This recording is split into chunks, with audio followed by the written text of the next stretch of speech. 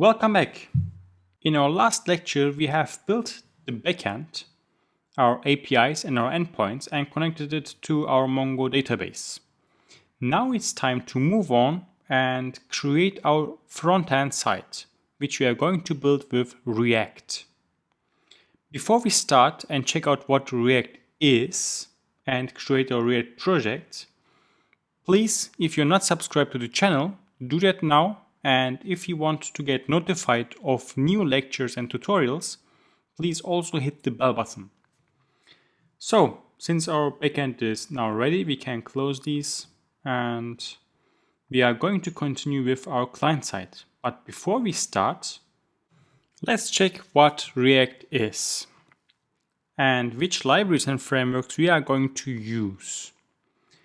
So first of all, we are going to install 4 libraries. React, a JavaScript library for building user interfaces. Axios, promise-based HTTP client for the browser and Node.js. Sweet Alert 2, which is a beautiful, responsive, customizable replacement for JavaScript's pop-up boxes, which we are going to use when we update data in our database. And lastly, Octicons. Octicons are a set of SVG icons built by GitHub for GitHub. Now, what is React? React is a JavaScript library for building user interfaces.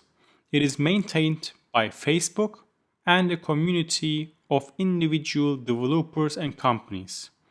React can be used as a base in the development of single-page or mobile applications, as it is optimal for fetching rapidly changing data that needs to be recorded.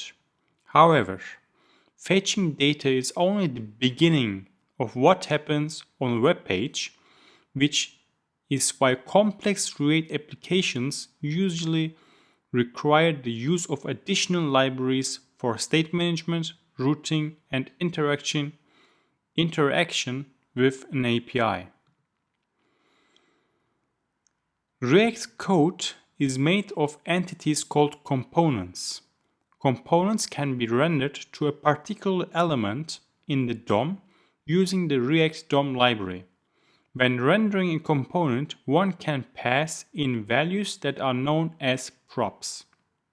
In this example, you are able to see that a simple web page can have 3 different components: a header, a body, and a sidebar. These can also be reused on other web pages. There are 2 different component types: functional components and class-based components. Functional components are declared with a function that returns some JSX. Class-based components are declared using ES6 classes. They are also known as stateful components because their state can hold values throughout the component and can be passed to child components through props. Now lastly, what we should look at are 4 lifecycle methods because we are going to use them while building our React front-end site. So lifecycle methods are hooks that allow execution of code at set points during a component's lifetime. Should component update allows the developer to prevent unnecessary re-rendering of a component by returning false if a render is not required. Component did mount is called once the component has mounted. This is commonly used to trigger data loading from a remote source via an API. Component will unmount is called immediately before the component is torn down or unmounted. This is commonly used to clear resource demanding dependencies to the component that will not simply be removed with the unmounting of the component. For example, event listeners. And lastly, we have render. Render is the most important lifecycle method and the only required one in any component. It is usually called every time the component state is updated, which should be reflected in the user interface. Now, let's just start coding and see how it works. Now, I have opened a GitHub repository, which is the CreateReact App. Set up a modern web app by running one command. This is what we are going to do. It's like a starter kit. So once you install this, it will give you the basics of a running app, and from there on you can modify it. So you don't have to start from scratch. So it's really just one command. Now I'm going to copy this command. Now I'm back into our project. Here we have our backend side. And now let's paste in our command. Here we will say client, and we can remove this directory because it will create one for us. Let's say delete. Okay, now once I run this, it should create our React app, and this will take some time. So I will continue once the installation has been finished. The installation is complete.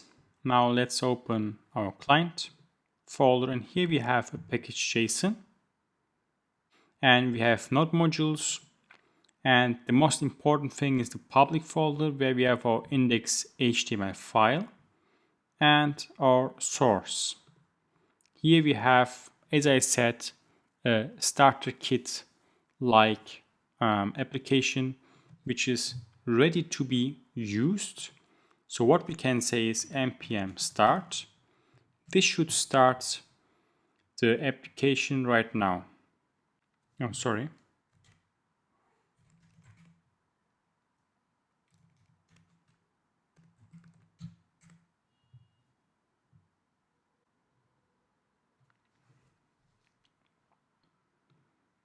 Localhost 3000.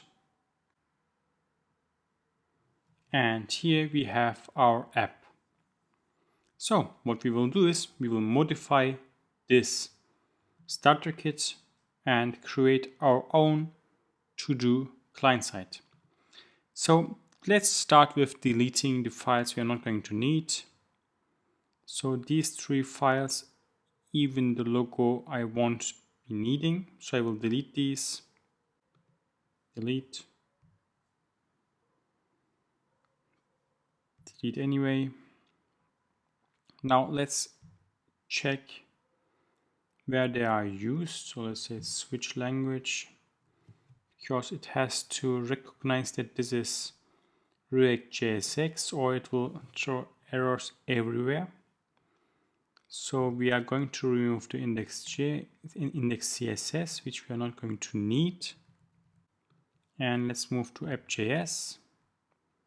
Here we will not be needing these 2 imports.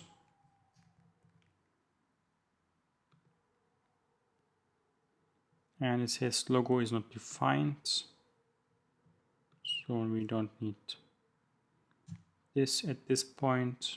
We also will remove this in the next tutorial. So okay, it's running again. Now let's check our app.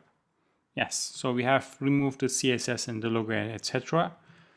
And now we have our base project. From here on, we are going to create our to-do application, but for that I will continue in the next video. So if you're not subscribed, please subscribe now and hit the bell button so you will get notified once the new video is in my channel. See you soon.